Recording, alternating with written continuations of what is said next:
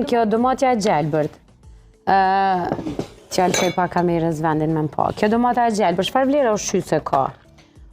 Si krejt perimet përmban sasi të lartë fibrave, likopinjen në krahasim me domatën e kuqe ka në sasi më të vogël. Amo përmban edhe minerale që janë shumë të rëndësishme. Më thënë preferohet mu gatu, mu përdor për shembull edhe e gjelbërt.